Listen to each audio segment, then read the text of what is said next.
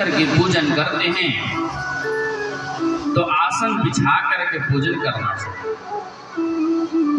आसन बहुत जरूरी है, क्योंकि जब हम पूजन करते हैं और पूजन करने के पश्चात जब हम उठते हैं ना, तो इंद्र हमारी प्रतीक्षा करते हैं कि कौन व्यक्ति सत्कर्म कर रहा है, धर्म कार्य कर रहा है। क्यों?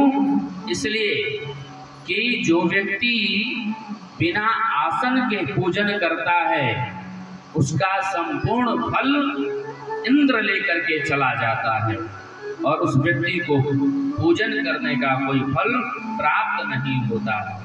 इसलिए जब भी बैठ करके पूजन करें तो आसन पर बैठ करके पूजन करें, और जब उठें तो उठने से पहले आसन के नीचे जल छोड़ करके शक्राय नमः इंद्राय नमः बोल करके प्रणाम करके उठना चाहिए। तो उससे क्या होगा, जितना आपका किया हुआ सत्कर्म आपको मिलेगा। अन्यथा इंद्र तो वही ताक में रहता है, सब आपका पुण्य इंद्र लेके चला जाएगा। बोले काशी विश्वनाथ भगवान की हर हर महादेव। आसन पर बैठ के हमें पूजन करना चाहिए। मस्तक पर ललाट पर भस्म होना चाहिए, रुद्राक्ष धारण करना चाहिए। अच्छा, जब हम भस्म धारण करते हैं तो भस्म धारण करने से भगवान शंकर प्रसन्न होते हैं। भगवान शंकर को भी, विश्वनाथ को भी भस्म का लेपन करना चाहिए। इससे आरोग्यता की प्राप्ति होती है और वैराग्य की उत्पन्नता होती है। भगवान शंकर प्रसन्न हो जाते हैं। बोले शिव महापुराण की। भस्म भाविस भर्सना, और स्म का मतलब होता है स्मरण। हमारे पापों का क्षय जो कर दे, पापों का जो दमन कर दे, उसे हम कहते भस्म। हमारे जो अहंकार है, भस्म जब हम लगाते हैं तो हमारे अहंकार को याद दिलाता है भस्म, और भस्म लगाते ही हमारे अहंकार का दमन हो जाता है, नष्ट हो जाता है।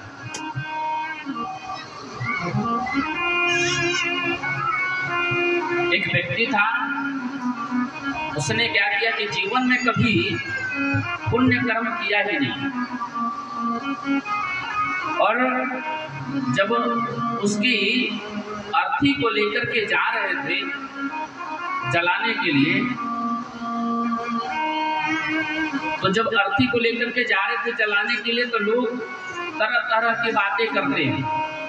अरे देखो, ये ऐसे बड़ा ऐसे था, बड़ा पापी था, कभी भगवान का पूजन नहीं किया, कभी अभिषेक नहीं किया शिव का, कभी चंदन नहीं लगाया भगवान को, कभी ब्राह्मणों को बुला करके भोजन नहीं कराया, दक्षिणा नहीं दिया, अतिथि का सत्कार नहीं किया, बड़ा पापी था, दुराचारी था। लेकिन भगवान शंकर स्वयं उस दृश्य को देख रहे थे। बोले कि ये अस्थि जा तो रही, बताओ इसका मृत्यु हो गई, लेकिन जब तक जिंदा था तब तक तो इसका कोई था ही नहीं, लेकिन मरने के बाद भी इसका कोई नहीं है, सब इसके बुराइयां के गुणगान कर रहे हैं। और जैसे ही महाराज आपको बताएं, जैसे ही अस्थि जलाई गई, अस्थि जल करके जब राख हो गई, तो भगवान शंकर कहते हैं जिसका कोई नहीं है, जब इसका जीते जी कोई नहीं रहा, मरते वक्त कोई नहीं रहा, तो इसका मैं जा करके भगवान उसके चिता के भस्म को पूरे शरीर में धारण कर लिए। जिसका कोई नहीं है उसका भगवान शंकर है। बोले काशी विश्वनाथ भगवान की। एक बार शिव की शरण में जाओ तो सही।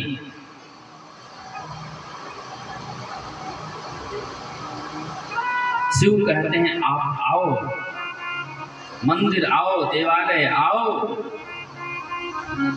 अरे तुम भगवान को नहीं देख सकते तो क्या हुआ, पर मेरा विश्वनाथ तो आपको देख रहा है। आप भले ना देखो ना पहचानो, लेकिन मेरे काशी विश्वनाथ, मेरे महादेव आपको देखते हैं, और उनकी आप पर नजर पड़ेगी तो समझो आपका परम कल्याण हो जाएगा। बोले शंकर भगवान की जय। और गले में रुद्राक्ष धारण करना चाहिए। रुद्राक्ष की महिमा बहुत सुंदर बताई गई है। रुद्राक्ष धारण करने से हमें परम कल्याण, परम शांति की अनुभूति होती है। जो भगवान शंकर के नेत्रों से ही, नेत्र के जो आंसू गिरे हैं, उसी से रुद्राक्ष का आविर्भाव हुआ है।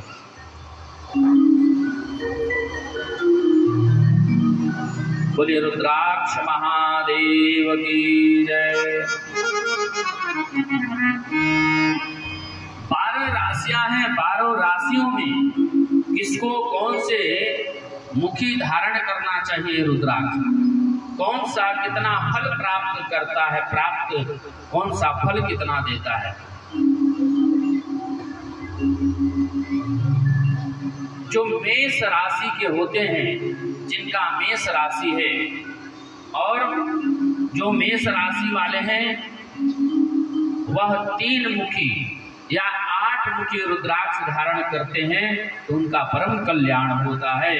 और उनको 3 मुखी और 8 मुखी रुद्राक्ष धारण करने वाले स्वयं कार्तिकेय के स्वरूप माने जाते हैं। और इससे धन की प्राप्ति होती है, अर्थव्यवस्था सही रहता है। एवं दूसरे वाले आते हैं वृष राशि। वृष राशि के लोग 6 मुखी या 8 मुखी रुद्राक्ष इनको धारण करना चाहिए, वृष राशि वालों दूसरे नंबर। और जो वृष राशि के